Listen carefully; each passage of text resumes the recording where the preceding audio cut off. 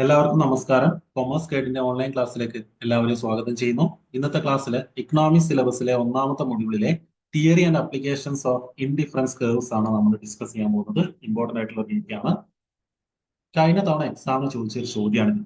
If two goods were perfect complements then indifference curves would be option A right angle, option B parabolic, option C straight line, option D rectangular hyperbolas. അതായത് രണ്ട് goods perfect complements ആണെങ്കിൽ എന്തായിരിക്കും അതിന് indifferent curves എന്നാണ് ചോദിച്ചത്.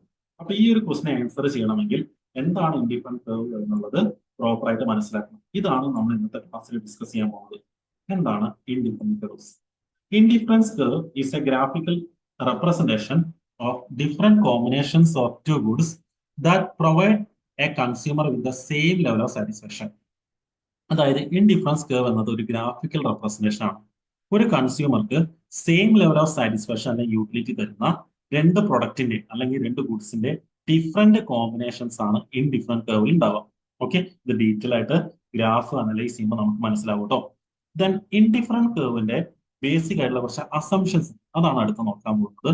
Basic assumptions of indifference curve analysis. ഒന്നാമത്തത് utility is ordinal. Utility ordinal ആവണം. അതായത് യൂട്ടിലിറ്റി നമുക്ക് ഓർഡർ ചെയ്യാൻ പറ്റണം. അതായത് രണ്ട് പ്രൊഡക്റ്റ് നമ്മൾ ഉപയോഗിക്കുന്നുണ്ടെങ്കിൽ, എക്സാമ്പിൾ ഒരു ആപ്പിൾ, ഒരു ഓറഞ്ച്. അപ്പൊ അത് ആപ്പിള് നമുക്ക് കൂടുതൽ സാറ്റിസ്ഫാക്ഷൻ ആവും, അല്ലെങ്കിൽ യൂട്ടിലിറ്റി കൂടുതൽ ആപ്പിളിനാണ്, ഓറഞ്ചിന് കുറവാണ് എന്ന് റാങ്ക് ചെയ്യാൻ പറ്റണം. അതാണ് ഒന്നാമത്തെ അസംഷൻ.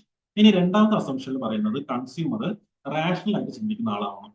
അതായത് ഏതൊരു കൺസ്യൂമർ ഒരു ഗുഡ്സ് പർച്ചേസ് ചെയ്യുമ്പോൾ എന്താണ് എക്സ്പെക്ട് ചെയ്യുന്നത്, അയാൾക്ക് മാക്സിമം സാറ്റിസ്ഫാക്ഷൻ കിട്ടണം. അത് റാഷണൽ ആയിട്ട് അല്ലെങ്കിൽ യുക്തിപരമായിട്ട് ചിന്തിക്കുന്ന ആളാണ് അല്ലെ. അപ്പൊ അതാണ് അടുത്ത assumption.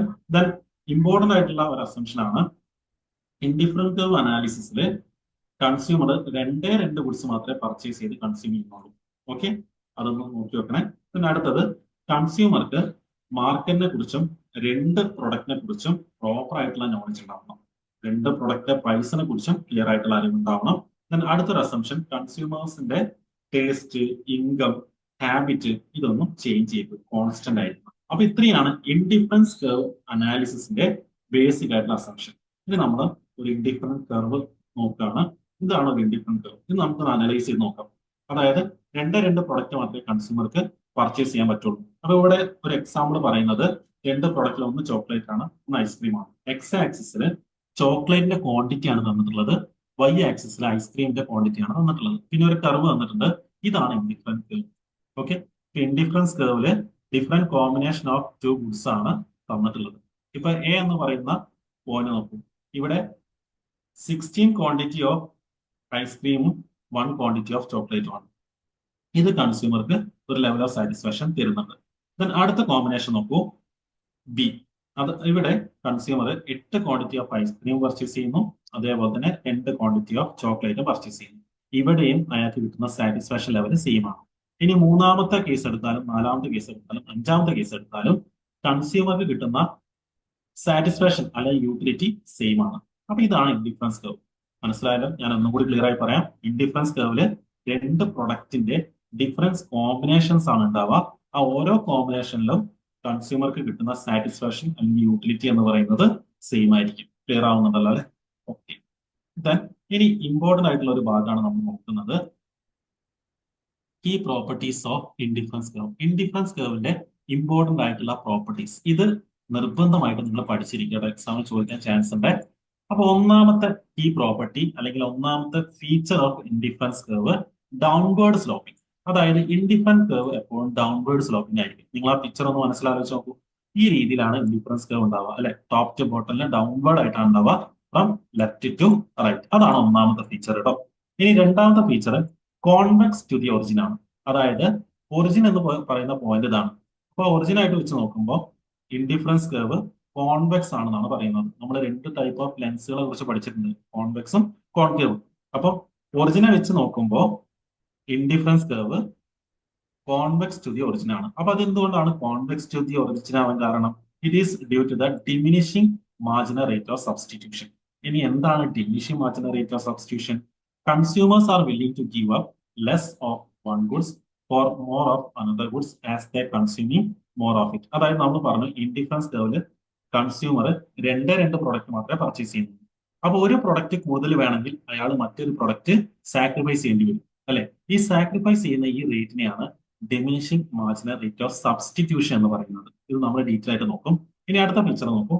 Indifference curves represent A higher indifference curve represent A higher level of satisfaction. അതായത് ഒരു ഇൻഡിഫറൻറ്റ് മാപ്പിൽ കൺസ്യൂമർ ഇൻകം അനുസരിച്ച് ഇൻഡിഫറൻറ്റ് കർവ് ഉണ്ടാവും. അപ്പൊ ഇതിൽ ഏറ്റവും ഹയറിലുള്ള ഇൻഡിഫറൻസ് കർവ് ആയിരിക്കും കൺസ്യൂമർക്ക് ഏറ്റവും കൂടുതൽ സാറ്റിസ്ഫാക്ഷൻ തരുന്നത്. അതാണ് ഇവിടെ പറഞ്ഞത് കേട്ടോ. ഇനി അടുത്ത പോയിന്റ് ഇമ്പോർട്ടന്റ് ആണ്. Indifference curves never intersect.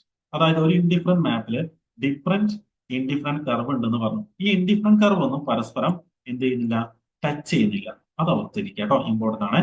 ഇതിനടുത്തത് an indifferent curve never touches either of axis. അതായത് ഒരു ഇൻഡിഫറൻറ്റ് കർവ് ഒരു ചാർട്ടിന്റെ എക്സ് ആക്സിസിലോ വൈ ആക്സിസിലോ ടച്ച് ചെയ്യുന്നില്ല.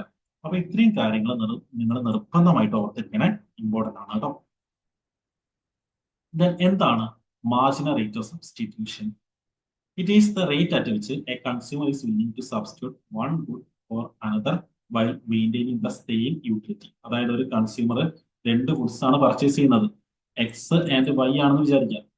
ഓക്കെ, അപ്പൊ ഇയാൾക്ക് എക്സ് കൂടുതൽ വേണമെങ്കിൽ വൈന്റെ എണ്ണം കുറയ്ക്കേണ്ടി വരും അല്ലെ. ഈ റേറ്റിനെയാണ് മാർജിനൽ റേറ്റ് ഓഫ് സബ്സ്റ്റിറ്റ്യൂഷൻ എന്ന് പറയുന്നത്. ക്ലിയർ ആയല്ലോ അല്ലെ? അതൊന്ന് ഓർത്തിരിക്കണേ. ദെൻ എന്താണ് ഇൻഡിഫറൻസ് മാപ്പ്? ഒരുപാട് ഇൻഡിഫറൻറ്റ് കർവ് ഒരു ചാർട്ടിൽ കാണിക്കുന്നതാണ് ഇൻഡിഫറൻസ് മാപ്പ്. ഓക്കെ, അത് കൂടുതൽ മനസ്സിലാകാൻ വേണ്ടിയിട്ട് ആ ചാർട്ട് നമുക്ക് അനലൈസ് ചെയ്ത് നോക്കാം. ഇതൊരു ഇൻഡിഫറൻസ് മാപ്പാണ്. ഇവിടെ എക്സ് ആക്സിസിൽ ഗുഡ് എക്സ് ആണ്, വൈ ആക്സിസിൽ ഗുഡ് വൈ ആണ്. ദെൻ മൂന്ന് ഇൻഡിഫറൻറ്റ് കർവ് തന്നിട്ടുണ്ട്, IC1, IC2, IC3 അല്ലെ. ഇതൊരു ഇൻഡിഫറൻറ്റ് മാപ്പാണ് കേട്ടോ. നോക്കൂ, here IC1, IC2, IC3 are three different indifference curves and the complete graph is known as indifferent map. അപ്പൊ ഈ ഒരു കംപ്ലീറ്റ് ഗ്രാഫിനെയാണ് ഇൻഡിഫറൻസ് മാപ്പ് എന്ന് പറയുന്നത്. Okay, each curve has its own level of satisfaction. ഓരോ കർവിനും ഓരോ ലെവൽ ഓഫ് സാറ്റിസ്ഫാക്ഷൻ ആണ് കൺസ്യൂമേഴ്സിന് പ്രൊവൈഡ് ചെയ്യാൻ പറ്റുന്നത്. Okay, however at any point on each of these curve give the same level of satisfaction to the consumer. അതായത് ഒരു കർവിലെ ഏത് point എടുത്താലും കൺസ്യൂമർക്ക് സെയിം ലെവൽ ഓഫ് സാറ്റിസ്ഫാക്ഷൻ ആണ് കിട്ടുന്നത്. അത് നമ്മൾ ഡിസ്കസ് ചെയ്ത കാര്യമാണ് അല്ലെ. ഇനി അടുത്ത പോയിന്റ് നോക്കൂ.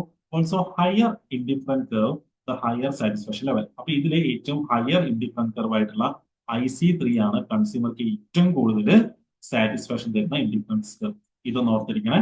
ക്ലിയർ ആയിട്ടുള്ള then perfect compliments and substitute. അതായത് രണ്ട് കേസിൽ എങ്ങനെയാണ് ഇൻഡിഫറൻസ് കർവ് വരിക എന്നുള്ളത് നമ്മൾ പഠിക്കണം. അത് എക്സാമിന് ചോദിച്ചതാണ് കേട്ടോ. ഇവിടെ നോക്കൂ, പെർഫെക്റ്റ് കോംപ്ലിമെന്റ്. നമ്മൾ പറഞ്ഞ രണ്ട് ഗുഡ്സ് മാത്രമേ കൺസ്യൂമർ പർച്ചേസ് ചെയ്യുന്നുള്ളൂ. ആ രണ്ട് ഗുഡ്സും പെർഫെക്റ്റ് കോംപ്ലിമെന്റ് ആണെങ്കിൽ എങ്ങനെയാണ് ഇൻഡിഫറൻസ് കർവ് വരിക? നോക്കൂ, എന്താണ് perfect complements? Perfect complements are two goods that are always used together in a fixed proportion. അതായത് ഒരുമിച്ച് ഉപയോഗിക്കുന്ന പ്രൊഡക്റ്റുകൾ ഉണ്ട്. ഉദാഹരണമായിട്ട് ലെഫ്റ്റ് ഷൂ, റൈറ്റ് ഷൂ, അത് നമ്മൾ ഒരുമിച്ചാണ് ഉപയോഗിക്കുക അല്ലെ. അത് പെർഫെക്റ്റ് കോംപ്ലിമെന്റ് ആണ്. ഓക്കെ, അങ്ങനെ ഒരുപാട് പ്രൊഡക്റ്റ് ഉണ്ട്. അതായത് രണ്ടും ഒരുമിച്ച് മാത്രമേ നമുക്ക് ഉപയോഗിക്കാൻ പറ്റുള്ളൂ. ഓക്കെ, ഇപ്പൊ പെട്രോളും കൊണ്ട് ഓടുന്ന വാഹനങ്ങളും, അതെന്താണ്? പെർഫെക്റ്റ് കോംപ്ലിമെന്റ്സ് ആണ്. മനസ്സിലാവുന്നുണ്ടല്ലോ? അപ്പൊ ഈ പെർഫെക്റ്റ് കോംപ്ലിമെന്റ്സ് വരുന്ന സമയത്ത് എങ്ങനെയാണ് ഇൻഡിഫറൻറ്റ് കർവ് വരിക? നോക്കൂ, indifferent curve shape L shaped right angle. അതായത് പെർഫെക്റ്റ് കോംപ്ലിമെന്റ്സ് ആണെങ്കിൽ, അതായത് രണ്ട് പ്രൊഡക്റ്റും ഒരുമിച്ച് ഉപയോഗിക്കുന്ന പ്രൊഡക്റ്റുകളാണെങ്കിൽ അതിന്റെ ഇൻഡിഫറൻറ്റ് കർവിന്റെ ഷേപ്പ് എന്ന് പറയുന്നത് എൽ ഷേപ്പ് ആയിരിക്കും. ഇത് കണ്ടോ, ഈ രീതിയിലാണ് ഉണ്ടാവുക. അതിനെ റൈറ്റ് ആംഗിൾ എന്ന് പറയാറുണ്ട്. ഇതാണ് നമ്മൾ പഠിച്ചു വെക്കുന്നത് കേട്ടോ. ഡീറ്റെയിൽ ആയിട്ടുള്ള കാര്യങ്ങൾക്ക് ഒന്നും പോകണ്ട. പെർഫെക്റ്റ് കോംപ്ലിമെന്റ്സ് ആണ് രണ്ട് പ്രൊഡക്റ്റ് എങ്കിൽ ഇൻഡിഫറൻറ്റ് കർവിന്റെ ഷേപ്പ് എന്ന് പറയുന്നത് എൽ ഷേപ്ഡ് ആയിരിക്കും, അല്ലെങ്കിൽ റൈറ്റ് ആംഗിൾഡ് ആയിരിക്കും. ക്ലിയർ ആയല്ലോ? ഇനി രണ്ട് പ്രൊഡക്റ്റും സബ്സ്റ്റിറ്റ്യൂട്ട് പ്രൊഡക്റ്റ് ആണെങ്കിൽ, എന്താണ് സബ്സ്റ്റിറ്റ്യൂട്ട് പ്രൊഡക്റ്റ്? ഒന്നിന് പകരം നമുക്ക് ഒന്ന് ഉപയോഗിക്കാം. ഇപ്പൊ നോക്കൂ, ആപ്പിൾ ജ്യൂസും ഓറഞ്ച് ജ്യൂസും. നമുക്ക് ആപ്പിൾ ജ്യൂസ് ഇല്ലെങ്കിൽ ഓറഞ്ച് ജ്യൂസ് ഉപയോഗിക്കാം അല്ലെ. രണ്ടും ഒരുമിച്ച് ഉപയോഗിക്കണം എന്നില്ല. ഇതിനെയാണ് സബ്സ്റ്റിറ്റ്യൂഷൻ എന്ന് പറയുന്നത് അല്ലെ. അപ്പൊ സബ്സ്റ്റിറ്റ്യൂട്ട് ആണെങ്കിൽ ഇൻഡിഫറൻസ് കർവിന്റെ ഷേപ്പ് എന്ന് പറയുന്നത് സ്ട്രെയിറ്റ് ആയിരിക്കും, ഡൗൺവേർഡ് സ്ലോപ്പിംഗ് ആയിരിക്കും, ലീനിയർ ആയിരിക്കും. ഇതാണ് തിരിക്കേണ്ടത് കേട്ടോ. ഇവിടെ marginal rate of substitution constant ആയിരിക്കും. അതായത് ഒന്നില്ലേ അതിന് പകരം നമ്മൾ മറ്റേത് ഉപയോഗിക്കും. മാർജിനൽ റേറ്റ് ഓഫ് സബ്സ്റ്റിറ്റ്യൂഷൻ എന്ന് പറയുന്നത് കോൺസ്റ്റന്റ് ആയിരിക്കും. എക്സാമ്പിൾ പെപ്സി ആൻഡ് കൊക്കക്കോള അല്ലെ. ഇത് രണ്ടും പെർഫെക്റ്റ് സബ്സ്റ്റിറ്റ്യൂട്ട് ആണ്. ഒന്നില്ല നമുക്ക് മറ്റേത് ഉപയോഗിച്ചാൽ മതി അല്ലെ. ഒന്നില്ല എന്ന് വിചാരിച്ച് നമ്മൾ പുതിയത് വാങ്ങണമെന്നില്ല അല്ലെ. രണ്ടും എന്താണ്? സബ്സ്റ്റിറ്റ്യൂട്ട് ആണ്. അങ്ങനെയാണെങ്കിൽ ഇൻഡിഫറൻസ് കർവിന്റെ ഷേപ്പ് എന്ന് പറയുന്നത് ഇതേപോലെ സ്ട്രെയിറ്റ് ലൈൻ ആയിരിക്കും from downward sloping line. Clear ആയല്ലോ അല്ലെ? അപ്പൊ ഇതാണ് നിങ്ങൾ നിർബന്ധമായിട്ട് ഓർത്തിരിക്കേണ്ട കാര്യം. ഇനി നമുക്ക് ആ ക്വസ്റ്റ്യൻ നോക്കാം. If two goods were perfect complements their indifferent curves would be option A right angle, option B parabolic, option C straight line, option D rectangular hyperbola. അപ്പൊ ഇതേതാണ്? ഓപ്ഷൻ എ ആണ് കറക്റ്റ് ആയിട്ടുള്ള ആൻസർ അല്ലെ? Right angle അല്ലെങ്കിൽ L shape ആണ് രണ്ട് ഗുഡ്സും perfect components ആണെങ്കിൽ. രണ്ട് ഗുഡ്സും സബ്സ്റ്റിറ്റ്യൂട്ട് ആണെങ്കിൽ ഏതാണ്? സ്ട്രെയിറ്റ് ലൈൻ ആണ്. ക്ലിയർ ആവുന്നുണ്ടല്ലോ? അപ്പൊ ഇതാണ് നിങ്ങൾ ഓർത്തിരിക്കേണ്ട പ്രധാനപ്പെട്ട കാര്യങ്ങൾ കേട്ടോ.